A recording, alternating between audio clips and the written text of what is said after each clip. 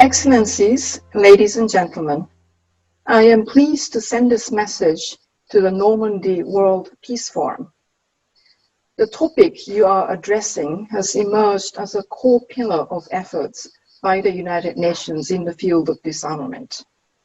Secretary General Antonio Guterres recognized this in his 2018 Agenda for Disarmament. His agenda emphasizes that as advances in science and technology continue to revolutionize human life, we must remain vigilant in our understanding of new and emerging weapon technologies that could imperil the security of future generations.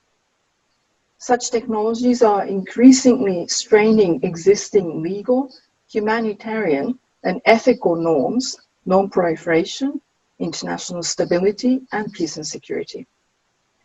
They are diversifying the tools of warfare and the ability of non-state actors to carry out attacks, including across international boundaries.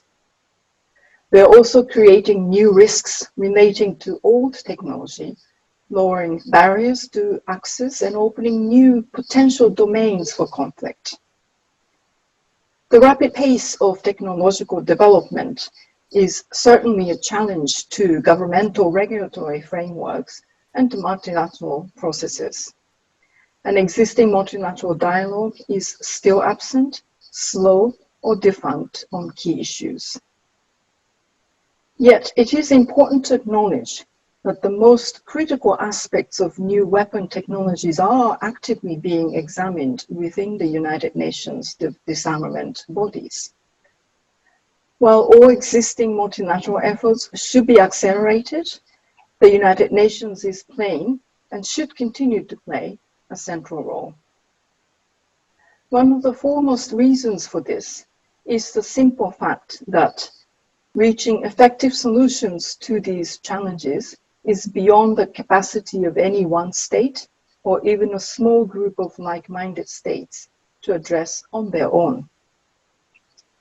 This situation is very different than legacy threats such as nuclear weapons, which remain a problem centered on a small number of states. Emerging technologies can diffuse very rapidly around the world, accessible even to non-state actors. Many developments are now being driven by innovations in the private sector, as we see in areas ranging from artificial intelligence to new capabilities in outer space. The availability of enabling technologies can allow a broad range of actors to adapt commercial off-the-shelf items and use them for military purposes, as we have seen with armed drones. Digital technologies are present everywhere, but determining attribution and responsibility for attack is a serious challenge, even for the most sophisticated actors. Multilateralism therefore remains central to finding effective solutions to each of these issues. Fortunately, over many decades, the United Nations has developed many tools in its disarmament toolkit that can be relied upon. First, we can promote and facilitate greater understanding of emerging technologies and the challenges they pose. Since 2018, my office has published an annual report on developments in science and technology and their potential impact on disarmament and international security. The United Nations Institute for Disarmament Research hosts annual conferences on outer space, technological innovation, and cyber stability.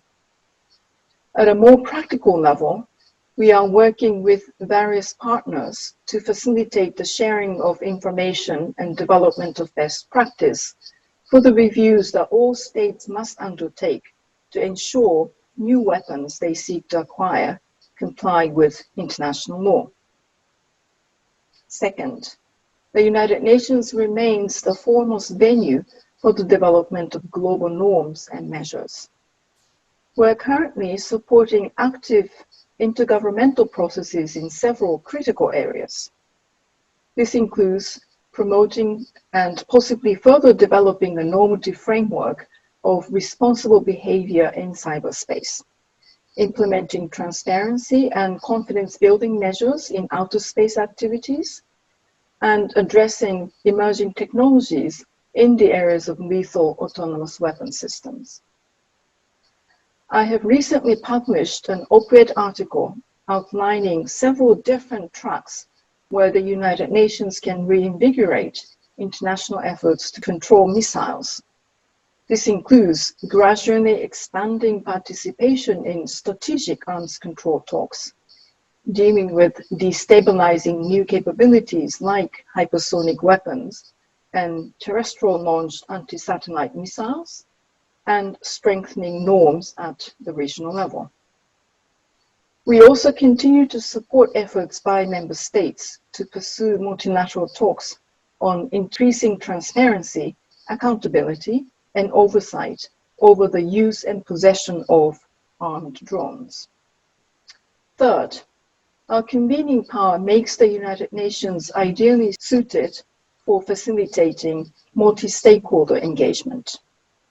We have facilitated the engagement of the private sector, academia, and civil society in all intergovernmental processes I have mentioned. And through outreach to young people, like our newly inaugurated Disarmament Youth Champions program, our work to encourage responsible innovation with students in the fields of science, technology, engineering, and math, and our Apps for Digital Peace competition, we are seeking to empower future generations to continue acting as a force for change. Finally, the good offices of the Secretary General are ready and available to help mitigate, prevent, and manage conflict stemming from malicious use of new technology, especially cyber activity committed across national boundaries. I hope this brief survey demonstrates that the United Nations remains not only vital and relevant, but indeed at the forefront of international efforts to deal with the challenges posed by emerging technologies. I thank you for your attention and wish you a productive discussion.